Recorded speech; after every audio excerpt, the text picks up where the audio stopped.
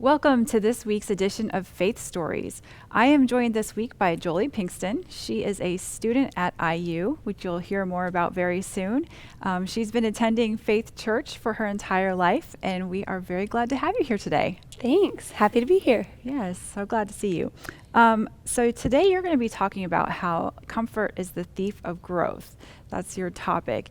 But before you dive into that, could you just start off by telling us a little bit about yourself, where you grew up, your family, all the basics? So my name is Jolie, and like you said, I grew up going to church here. I went to Heritage Christian School for my whole life, and I have an older sister and a younger brother who've been running around the walls of this place too.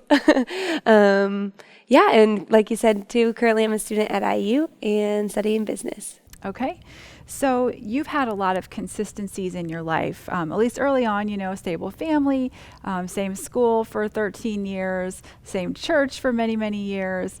And so then when it came time to take the next step and go on to college, pretty much no matter what you chose, it was going to be a big change. But can you walk through that process? How did you decide where you were going to go? I knew that I wanted to stay somewhat close to home, at least a comfortable, drivable distance. But then the next big question was if I wanted to go with a private school like I had been going to and really enjoyed, or switch it up a lot and go to a big public school. And that was something that I was really wrestling with. And it was actually after I came to a worship night here that I really just felt the Lord saying, I didn't call you to be comfortable. I want you to trust me. And I think that those two little sentences have really stuck with me. And so I think that was the little push that I needed that ultimately landed me at IU. So in addition to being in a new college, a brand new place away from home, you also embarked on a new sport at that time. I did. Can you talk a little bit about that?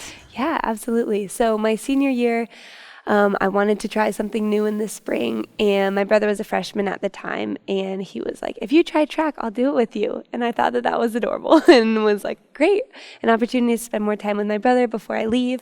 And I did really enjoy running. And so I tried it out, and after a few meets, my coach kind of pulled me aside and was like, are you sure that you don't want to run in college? I have people asking. And I was like, no, I don't think I do. At that point, I had already decided I wanted to go to IU, so I was like, maybe if I can run at IU, I'll consider it. So he got me in contact with their recruiting coach, basically, with IU's recruiting coach. And yeah, it kind of, after several chats and visiting the campus and everything, they were happy to offer me a spot, which was unexpected and a huge blessing.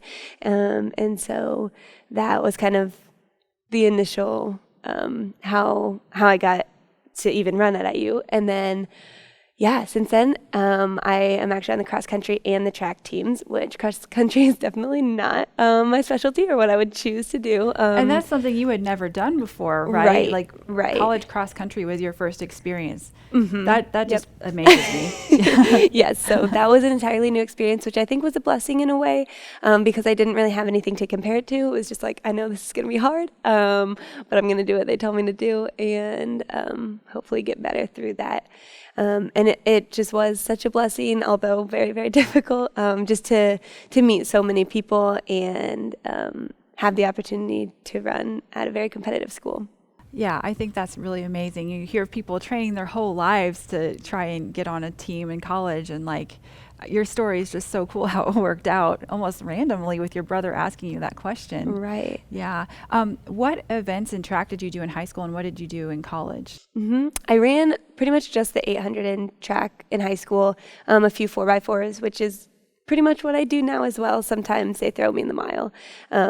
But I'm pretty much an 800 runner. Mm-hmm. Okay. So, going to IU is a big change. You're running track now, and that wasn't part of your long-term goal. Can you talk a little bit about how God has used that, being on the track team, to kind of grow you as a person and grow you in your faith? I think it's definitely the people that make the biggest difference. There are some great believers on my team who really encouraged me. And one in particular, sweet Abby, was a freshman this year, and she's the one who actually said that comfort is the thief of growth. And that really hit me.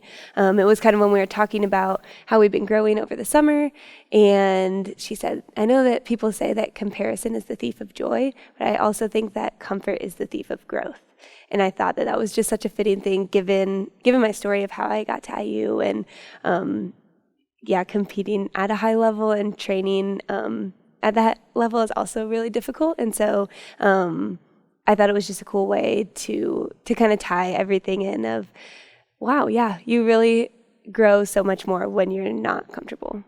Yes, I love that. I think that's really wise. And I think it's very evident in your story, how you got to IU and got to the track team. Are there other circumstances in your life where you've also kind of lived out, comfort is the thief of growth?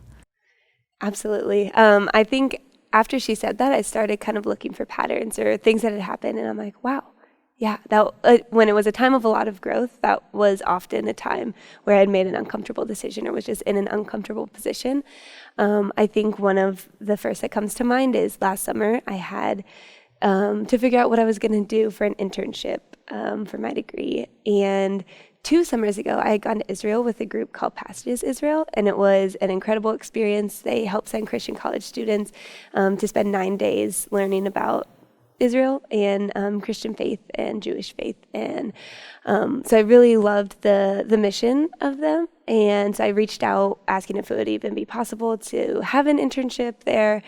But I also applied to an internship with a well-known company in Indianapolis and was offered both. And so that, I don't know, I think it was a really tough decision because on one hand, if I chose the one in town, I would be able to live with my family and save some money. I would have a great community within about 20 minutes. Just everything, even good things, kind of said that was the easy option. But I knew that the Lord was calling me to the maybe scarier option with in a different city that I'd never been to. A couple of my teammates lived there, but I didn't know anyone else there. And working with a nonprofit would just be really different than working with a big company here. And so there were just a lot of things that were kind of unknown. But Jenny Peklow actually connected me with the host family to live with in this new city, and it was an absolutely incredible experience. Both, I was still able to learn a lot business-wise, but really the family that I lived with has just been such a constant blessing to me. I even spent some of my Thanksgiving break with them, and they just really become like a second family to me. So I think that making that seemingly uncomfortable decision at the beginning has just helped me to grow and experience a lot more life because of that. Yeah, it sounds like such a cool organization. I hadn't heard of them before meeting you and talking about this. What kind of things were you doing with them?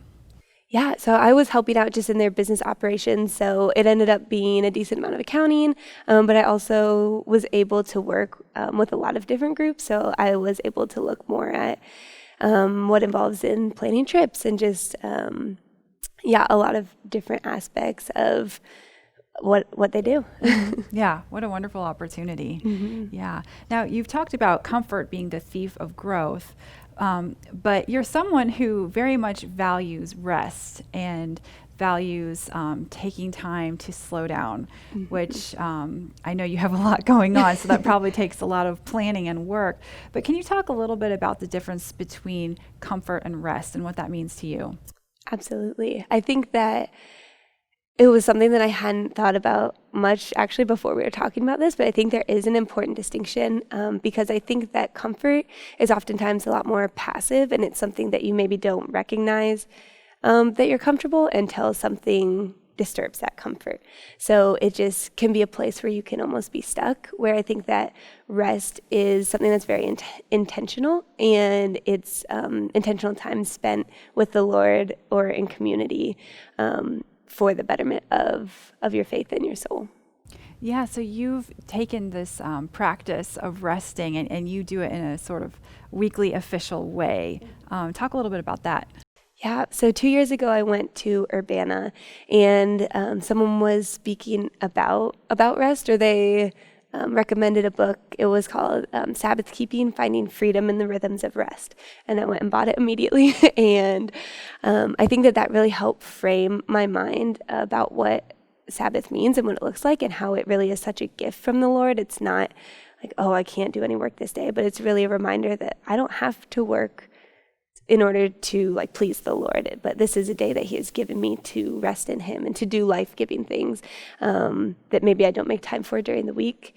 And so I think that that's been a really sweet journey to kind of figure out what that looks like for me, because I think that there is a lot of grace in it as well. I remember talking with Kelly Martin about it, and she also was talking about how it's a process and how you need to give yourself grace through it. And there are different seasons, and your Sabbath might look different in different seasons, and that's okay. It's the heart behind it. Yeah. So what does it look like for you? Because I know you're a college student, you have track, you have other things going on. How do you make it work?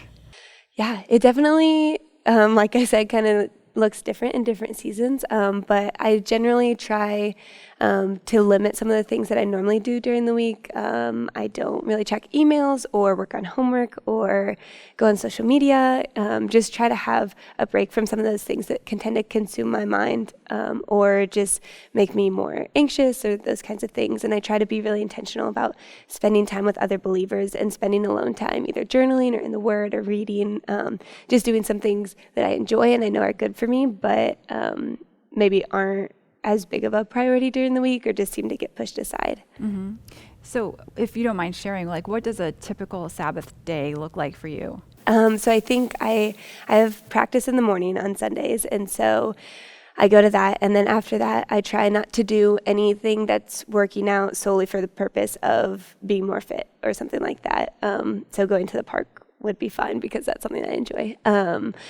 But so after that, generally we'll either go to church or have some quiet time then. And then in the early afternoon, if there's a sporting event, I'll maybe go to that with a few friends. Or if I have gone to church in the morning, just take some time to really read and just to be alone. And then in the afternoons, I generally have Bible study. And then if I didn't go to church in the morning, I'll go in the evening. And then just have some other friends over. We just call it hang time on Sunday evenings at my apartment. And people come over and we'll play games or watch a movie or go get donuts or just do something that kind of lets us all have some time together and just do life together before we go back to the chaos of the week. Have you found that having a Sabbath and taking this day to intentionally rest and get away from some of the busyness, does it make you more stressed out the rest of the week trying to get things done, or how does that work out? Yeah, that's definitely a concern I had going into it, because I had a couple friends who did it and they're like, no, it really, like, you don't miss that time that you think like on Sunday, oh, I should have been studying. They always found a way to get things done, and I've also found that I'm most productive on Monday mornings and I'm just ready to go. And there haven't really been times that I'm like, oh, if only I had studied a little bit more or had worked on this homework assignment on Sunday. I think it's helped me use my time more wisely the rest of the week.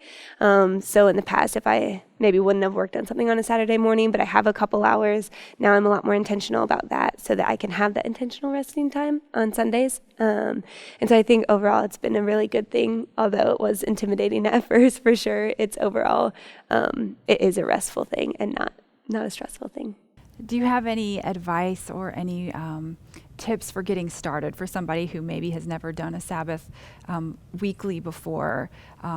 It can sound a little bit intimidating, with just the busyness we have going on. And I know life doesn't look quite normal right now, so maybe now's a good time to start it. I don't know. But do you have any tips for getting started? I think that reading that book that I mentioned, the Sabbath Keeping, or just books in general, or doing some more research about why you keep a Sabbath is important, because I think the reason I didn't take it for so long is I didn't really understand how life-giving it can be, and it just seemed like it was more of a burden or just not feasible. And so I think just kind of getting past that barrier and reminding yourself that there absolutely is grace, and that it's something like for your betterment and for the growth of your faith, even though it doesn't seem to look normal to the world or those around you. I think that you just have to kind of try it and see what works for you. Mm-hmm. Yes, I just love that idea. I'm going to find a way to make it work. Yes. Convinced of this. Good. Love it. Love it. Yeah. So you're about to go into your second senior year at IU. How did that come about, and what does that mean exactly? Yeah, so in track, it's not super uncommon to take a fifth year if you have redshirted a previous season. But in my mind, I was just ready to be done in 4. So we found out that our season was canceled at the beginning of March, and that hit me really hard. But I was like, well, I guess this is it. I'm done. And I think I could have been at peace being done. But my coach called me after that and was like, are you sure there's no chance that you'll come back? Is there any part of you that wants to? And of course there was. And so I talked about it a lot and prayed about it a lot, talked with my trainer and different mentors. And I think that ultimately the choice kind of was up to me, that the Lord is like, you can have 2 different options, like whether or not you go back, I can use you. And so I think that was encouraging. And I think that ultimately I was just reflecting on my time there and how wonderful it's been and how it really has helped me grow and push me. It's given me an opportunity to pour into my teammates and just so many people around me. Just college is such a unique time, and I've just absolutely loved it. So I think the opportunity to go back and potentially have another season and be able to finish out what I've been training for. All those things, it's just like, well, if I can, why not? Kind of like a once in a lifetime opportunity to get to have a do-over, basically. Right. Are you doing cross country again? Probably. I think that's part of the deal. Okay. It all goes together. Yes. Yeah. So it kind of depends if, like, hopefully I'm healthy through the whole season. I had been battling some injuries at the end of last season, so I think it'll kind of depend on just where I'm at in progressing back, how much I compete for cross country. But I do have eligibility. Okay. That's that's really exciting. Yeah. What does that mean for you academically to go back and still be in school another year? So there are a couple different options, but I am choosing to extend my undergrad education. So I will be able to add a major in the business school. So I'm looking at adding management or tech management, which is like information systems. And might actually be able to do both depending on how classes work out. But okay. Yeah. That's another unexpected opportunity. Right, absolutely. Right. Yeah. What did it do though when you were given the option from your coach to potentially come back? Because you had something else lined up after school, right? I did. So what did that look like for you? Yes. So I had a job lined up in Indy actually to start this fall. So that was another reason when I was like, well, I can't go back. I have a job. I've committed to that. But one of my teammates actually asked her job if they'd be willing to defer her start date for a year. And so I followed suit and asked the same. And I honestly expected them to say, no, you committed to this and we want you to come. And I was like prepared and willing to do that. But they were super gracious and like, we don't want you to feel like you've left anything undone. And we fully support you if you choose to go back to school or if you choose to come work here. So that's awesome to know that I'm going to a really great team. So I'll just be starting with them in August of 2021 after I graduate. Okay, so you'll really still get to do both then. I will. Yeah. Wow, what an amazing opportunity. Absolutely. You know, looking back on all the times in your life where you have made the difficult decisions, you know, choosing IU or choosing to go to college track, you know, all these things that you could have taken an easier road along the way. Have there been any scripture verses or any insight from the Bible that's really helped you along this journey? I think that my favorite verse is Proverbs 16:9 that says, in his heart a man plans his course, but the Lord determines his steps. And I think that's just such a great reminder of how the Lord gives us passions and gifts and wants us to go pursue those things, but ultimately he's the one who is with us every step of the way and is guiding that. And so, I guess I knew I wanted to go to college, and he just helped me kind of find that way. I don't know if that's the best way to explain it, but I think just having those two ideas in mind that we do get some choice and we get to pursue things that we want to do, but ultimately the Lord is going to use that for his glory. And so I think that's been a really encouraging thing through the process. So you have another year left at IU, and then you have a job lined up after that, which is really exciting. How can we be praying for you right now? I think just continuing to trust the growth process, I guess, that the Lord will continue to grow me however he sees fit, and that will be an exciting rather than a nerve-wracking thing to pretty much know I'll be taken out of my comfort zone in order for that to happen.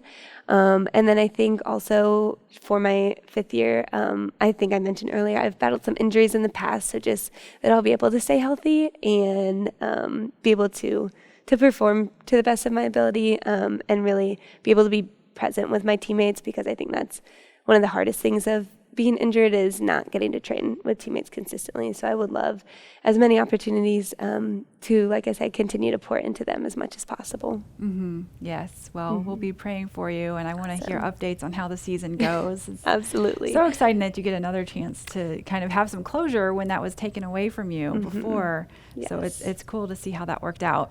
I'm very thankful. Yeah. So Yes. thank you so much for being here with us today. Absolutely. Really Thanks. enjoyed hearing your story. So I hope you'll come back. We're going to take a few weeks off, and on July 12th, we'll be back with another Faith Stories from Randy and Allison Allis and guest host Joey Weistman. So I hope you'll tune in for that.